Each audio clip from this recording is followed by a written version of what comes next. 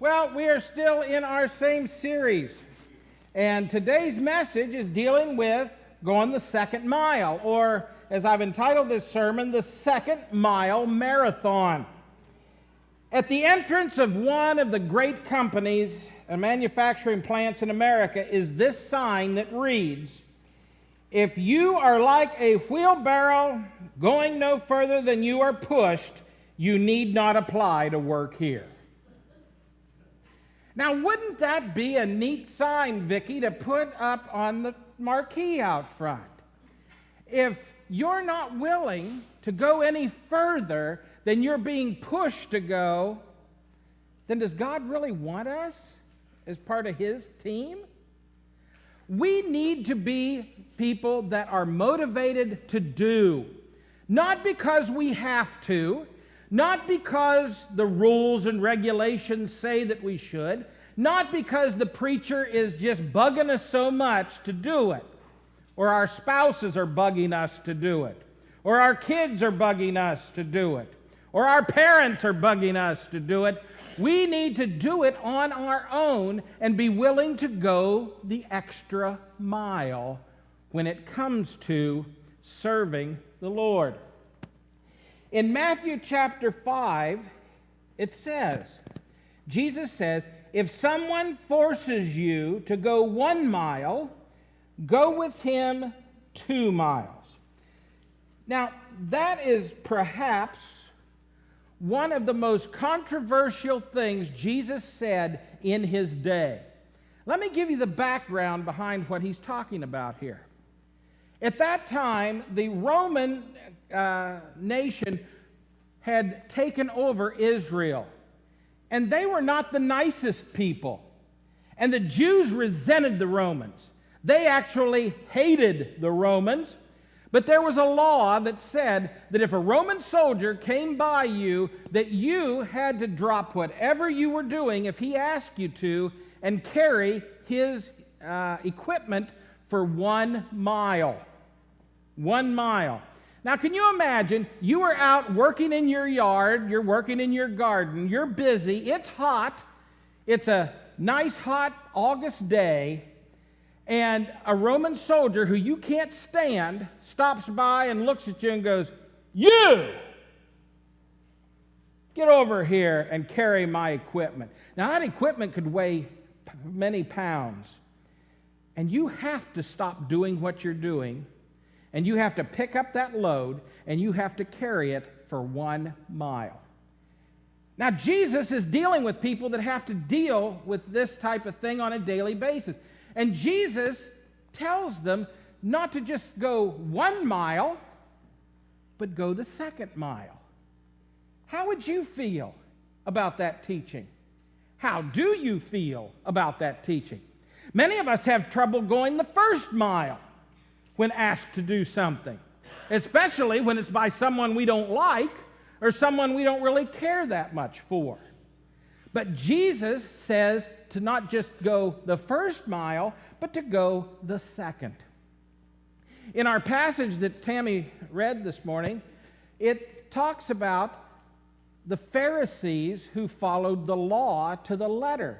But the thing about the Pharisees, yes, they followed the law, but they didn't go anywhere past the law. They were great when it came to that 1st mile of living for God, but they stopped right there. You know, these Jews were so indignant about the way that they were being treated that many of them they would measure it out 1 mile from their home, and they put a sign there or make a mark there in the road so they knew how far 1 mile was.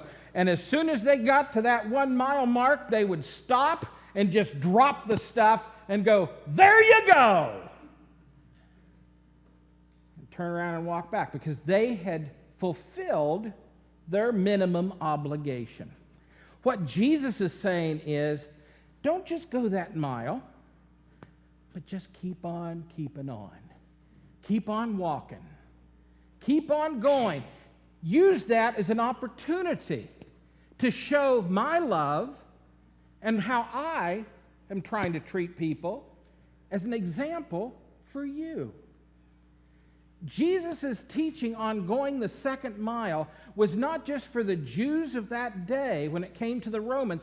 It was for all people, for all time, dealing with everyone. And that includes doing what God asks us to do. The second mile marathon.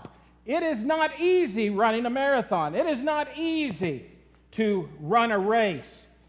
But Jesus says, go the second mile. Few things that Jesus said would have upset his audience more than this command. And Christians are to do more than what is expected of us today. Jesus set the example for us to follow when he went the second mile and gave his life. Scripture reports story after story of Jesus doing more than was expected of him. Our text today is one of those situations. We also see when Jesus fed the 5,000. He didn't have to do that. He could have just said, okay, we're going to take a break. Everybody share your food with one another. But no, he performed a miracle and fed 5,000 people. Now, my mom and my grandma used to be great at cooking.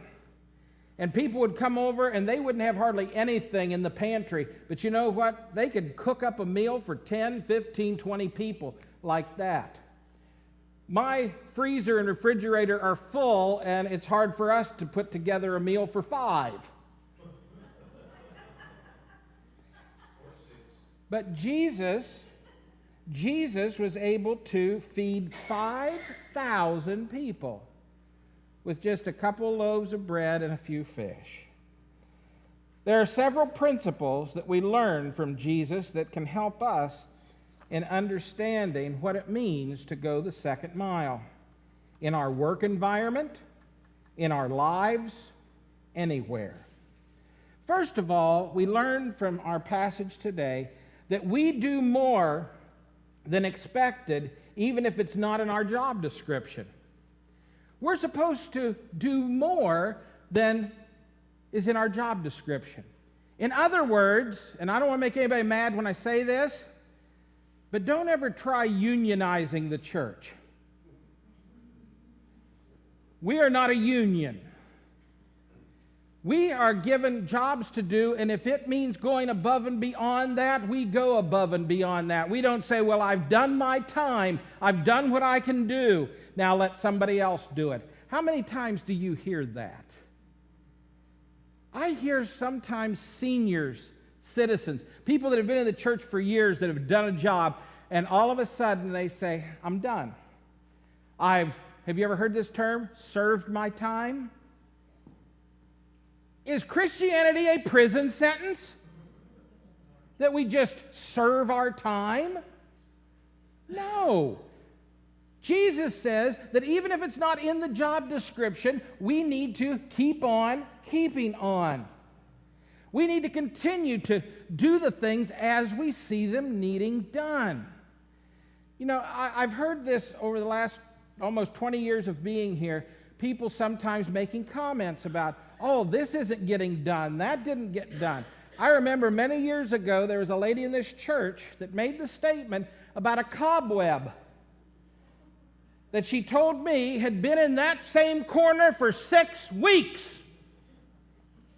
And I politely said, well, why didn't you get a broom and wipe it away? It's not my job. Oh, really? Are we not in this together? Are we not supposed to work together? When you walk through this building, for instance, and you see a piece of paper on the floor, don't just leave it there. Pick it up, throw it away. Unless, of course, you have vertigo or have a problem where Dean was telling me this week about some problems she has. If you bend over too far, you may pass out. Now, don't do that because that's another problem we'll have to deal with. And hopefully nobody says, I'm not a medic, that's not my job. But there are things that we can, if you see something needs done, do it. Go above and beyond, Jesus says. That's going the second mile. No, it's not pleasant maybe. Maybe it's not easy, but it's not easy being a Christian and doing what Jesus wants us to do sometimes. In Luke chapter 6, verse 38, it says, "Given it will be given you. A good measure, pressed down, shaken together, running over, will be poured into your lap. For with the measure you use, it will be measured to you." Now, Jesus is talking here about giving to the Lord through our tithes and offerings and through our time and our talents and all of these things. And he's saying, if you give and more, the more you give, the more you get. Now, I'm not trying to say, okay, everybody put $100 in the offering plate this week and God's going to give you $1,000 this week. He might, but that should not be our motivation for doing it. Whatever we do, God is going to bless us more than we have blessed Him. You cannot outgive God. You can't outgive Him in your money, your time, your love, your energy, anything. He will always bless you more than you could ever imagine. So, we need to go above and beyond the job description. We truly make a difference, folks, when we do the little things, the little extra things. I mean, think about it. When you go to a motel and spend the night and you come back later that day, if you're spending a couple nights, isn't it nice to have your bed all made up and maybe even a little mint on the pillow? Isn't it nice, the little extras that we sometimes get? Those little things can mean a lot. I mean, just calling someone to say, "I missed you at church," or to send them a thank you note, or to let them know that you care when they're sick, or when they've lost a loved one, that you're there. The little things mean a lot. And that's going the second mile. That's doing the little extra things, and it can make an impact on people. And it can change their lives. And it can change your life. Because, folks, when we do things for other people, not only does it bless them, but I don't know about you, but it blesses me when I do something for somebody. It makes me feel good. It makes me feel used by God, that I have been able to bring joy or help into someone else's life. God has used me as a tool, a vessel, to do His will. So, even if it's not in our job description, do it. Secondly, we do our work with excellence when we can get by with mediocrity. We don't go any further than we have to. We wing it. We just do what we can to just get by. Second mile people always excel, and it makes a difference. Story is told about in 1920, a pharmacist bought a drugstore in the south side of Chicago. Soon he was bored with just doing his job, and he began to dream of how he could make it even better and more exciting. It was during a time when people were just beginning to use telephones. So when they would call his pharmacy, he would keep them on the phone and talk to them and be personable with them and ask how they were doing and learn about their lives a little bit. And while he was doing that, he had another pharmacist there that put the order together. And as he's talking, he says, now, we're keeping records here. What's your address? And he'd say the address, and they'd write it down. And he would keep them on the phone. And then they would take the medicine and hand deliver it to the house. And he kept them on the phone the whole time. Until finally the doorbell would ring, or there'd be a knock at the door. And he'd say, "Well, I hear your doorbell ringing. I'll let you go." And when they would hang up and the people would answer the door, there was their order. There was their prescription. They didn't have to wait. This meant something. Wouldn't that mean something to you? You get it that quick and not have to call up and they'll say, well, we can have that ready after 2 o'clock tomorrow. No. You have it within 10 minutes today. And that is how it all began. And that's how Mr. Walgreen, you heard that name before? That is how he built his pharmacy empire. By doing the little things. By just adding that little special touch in his business practices. Now, he didn't settle for mediocrity. And some want to settle for mediocrity. You know, there have been some times in my life that I have settled for mediocrity. I've went through life winging it. Have you ever winged it? You're able to do something, you put it off, and then you just throw it together at the last minute. I used to do that all the time in college. I had too many other things I wanted to do. And I didn't want to do the research and put everything together and spend a lot of time on that 10-page paper that Mr. Gemeinhart needed for a missions class. So I would wing it. And I would just throw it together and pull an all-nighter. Remember those days, college people? You stay up all night to cram and get everything done? Well, that's what I would do. And I would just put it together. But when I had Mr. Gemeinhart, he was a stickler. He was a stickler. Matter of fact, he used a formula from a book called the Turabian book, if you're familiar with that, for writing papers. It had to be so many inches from each side, top, bottom, and just all these rules and regulations. And the first paper I wrote and tried just winging it, I gave it to him, I failed.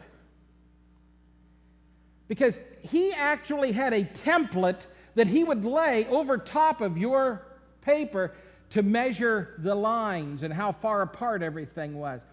Catherine Turabian is the lady that wrote this book, and we all formed the I Hate Kate fan club. Because it was so hard to do. So you couldn't wing it.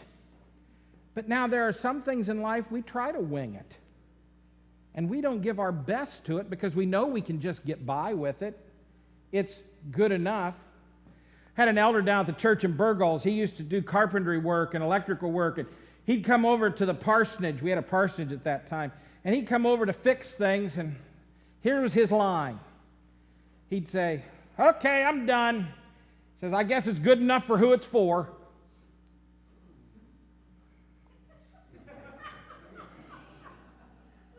Think about that for a moment. How does that make you feel if that were you? Yeah, Pat Gramley does a job for you and says, well, that's good enough for who it's for. Would you hire Pat again? Most of us wouldn't want that type of an attitude. How many times do we do that with God? When He asks us to do something and we just get by, we just, with mediocrity, throw it together. God says to pray, so we may pray when we get up in the morning, we may pray at our meals, we may pray when we go to bed. He says, study to show thyself approved unto God, and we may just do that on Sunday mornings. Maybe come to a Bible study. Maybe pick up our scriptures during the week once, maybe twice. Whenever He says, give of your best to the Master. Whenever He says to give as you prosper in all areas of our lives, and we just throw a couple bucks in the offering plate or throw an hour here, an hour there. What we're saying to God is, this is good enough for you. This is good enough for who it's for. God doesn't want us to live our lives in mediocrity. He wants us to excel at what we do. He wants us to be successful. He wants to see us make a difference. You know, we cheat God as well as others whenever we just give mediocre. In Colossians 3, 23 and 24, it says, whatever you do, now listen to this, folks. Whatever you do, work at it with all of your heart as working for who? The Lord, not men. Think about that for a moment as we continue on. Since you know that you will receive an inheritance from the Lord as a reward, it is the Lord Christ you are serving. Whenever you're working, no matter what it is, Dean Johnson goes over and fixes Judy's toilet. She's not working for Judy. It's not working for Eileen. He is working for Jesus Christ. He needs to have a spirit, and he does, of I'm doing this for the Lord. And that's what we need to have. Whether it be helping someone in the church, whether it be working at our job at Walmart, our boss, we're not working for them, we are working for Christ. Now I'm going to say something, and don't throw books at me. That is one reason that I don't think I could ever be a part of a union. Because whenever I go on strike, who am I hurting? I'm striking not against the boss, not against the man. I'm striking against God. Because everything I do, I'm doing for Him. Now, we can sit down and talk about unions and that's fine. We got into this conversation several years ago when I was in Newcastle. One of the elders there, he was a big Teamsters union guy, a driven truck. And I was at the hospital with him, and we were sitting there talking, and he was very liberal in his politics, and to say the least, I am not. And we're there talking, and he says to me, he's talking about unions and how it's just wonderful, how great they are, and how they've helped him out in his life and everything. I said, you know what, Tom? I said, I agree with you. I think unions sound wonderful. They sound exciting. I said, you know what? The next preachers meeting we have in the area, I'm going to talk to them about that, and we preachers are going to form a union. And if we don't get $100,000 a year, and we don't get all of our benefits, and we don't get all of this vacation time, then we're just going to go on strike. Well, you can't do that, he said. I said, why not? If it's good. I couldn't do that. Why? Because I'd be hurting God. And I'd be hurting the congregation. See, Jesus says that whenever you're working, whatever you do, do it as if you're working for Christ. Now let me ask you this question. How many of you would dare go on strike for God? People have. They have. They get upset about things, so they quit coming to church. They don't pick it, but they're saying, I'm not going. I'll show you, God, till things get... I mean, we're saying maybe to the leadership of that church, I'll show you, but who are we working for? Who are we working for? I'm not going to put any money in the offering plate because I'm upset about some of the decisions that the church made. Who are you hurting? Who are you going on strike against? God. Because anything we do, it says we're doing it for Him. Good as well as bad. So folks, we need to be real careful about how we live our lives. Remember, it's the Lord that you're serving. Thirdly, going the extra mile means we show compassion even if the person we are helping can't help us. In verses 44 through 48, it says in Matthew 5, but I tell you, love your enemies and pray for those who persecute you, that you may be sons of your Father in heaven. He causes His sun to rise on the evil and the good, and sends ruin on the righteous and the unrighteous. If you love those who love you, what reward will you get? Are not even the tax collectors doing that? And if you greet only your brothers, what are you doing more than others? Do not even pagans do that? Be perfect, therefore, as your heavenly Father is perfect. Jesus is saying here that you need to treat everyone with compassion. And let me tell you what, that is tough. That is tough. When your next door neighbor is yelling at you and always griping and complaining and giving you grief, it's hard to love them. It's hard to show them compassion. When your spouse or in some cases, your ex-spouse is giving you grief, it's hard to show that individual love and compassion.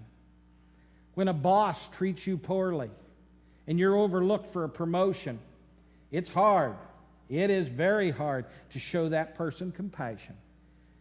But Jesus says if you want to go the extra mile, if you want to be a second-mile marathon runner, then you have to do more than just be nice to the people that are nice to you. You do more than just love the people that love you. You do more than just help the people that help you. He says that a true second-mile Christian is one who goes beyond and shows this love and compassion to everybody. And Jesus set that example. When he hung on that cross, folks, and those people had just been jeering him and were probably still doing it when he said this, as he hung there dying in agony, as they're mocking him, he says, Father, forgive them, for they know not what they do. And that's how I try to live my life. It's not always successful, but that's how we're called to live our lives. I just look at people, and I expect people to act like idiots. I'm to that point in my life. I'm sorry, I love all of you, but I expect you to do something stupid sometime. Because when you do, I'm not disappointed.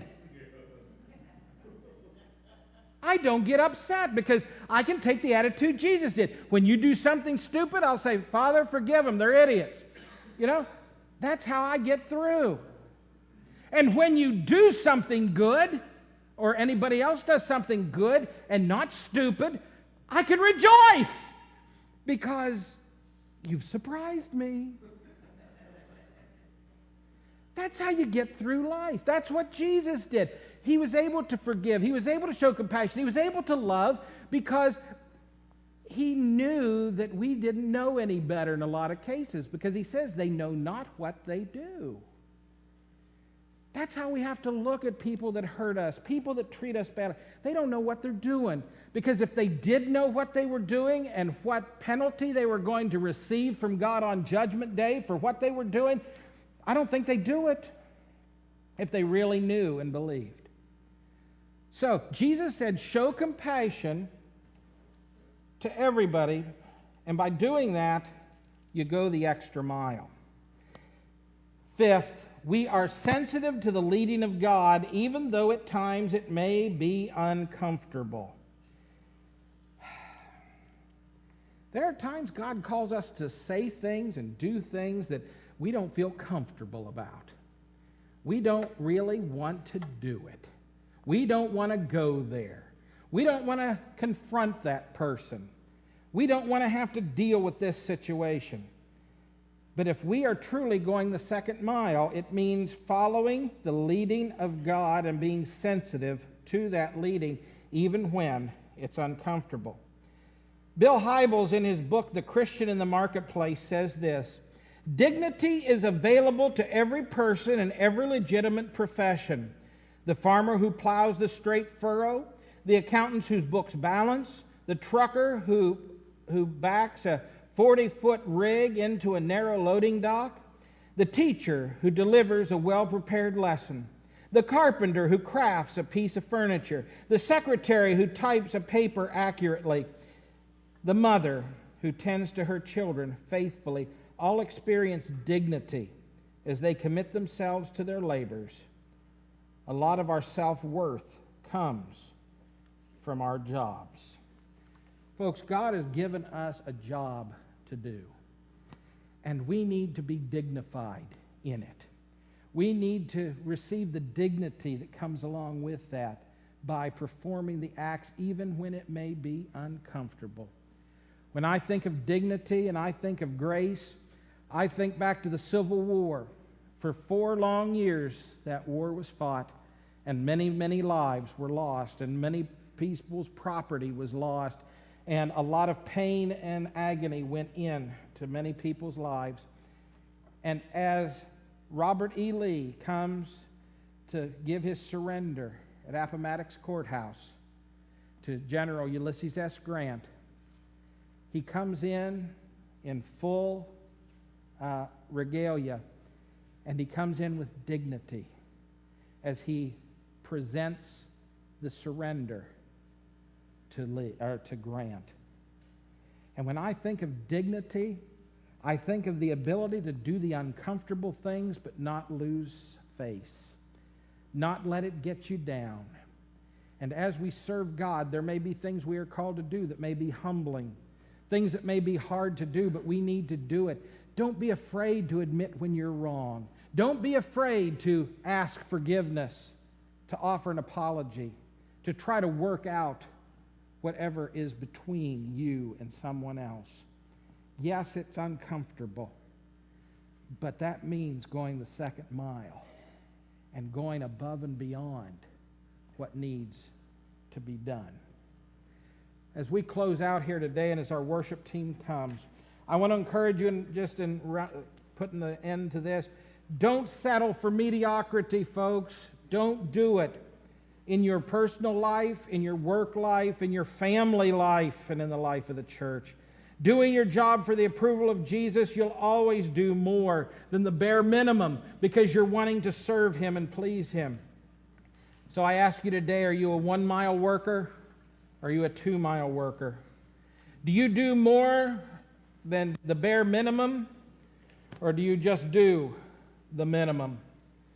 Do you go the second mile and leave the mark of excellence on your work? People always remember that second mile more than the first. Can you imagine what a Roman soldier would think of one of those people if they walked the first mile and he saw the mark there for 1 mile, and the Roman and the Jew continued to walk and continued to talk and continued to do the job even when it wasn't asked of him to go beyond? Jesus has called us and challenged us with His own life to go the second mile. Jesus went the first mile by coming to earth. He established communication with us. But then He went the second mile and died on a cross for our sins. We've got to remember that by going the second mile, we're being like Christ, and we're bringing glory to our God. And that needs to be our goal. If you want to truly go the second mile, don't just say you believe. Accept Him. Make Him your Lord and Savior today.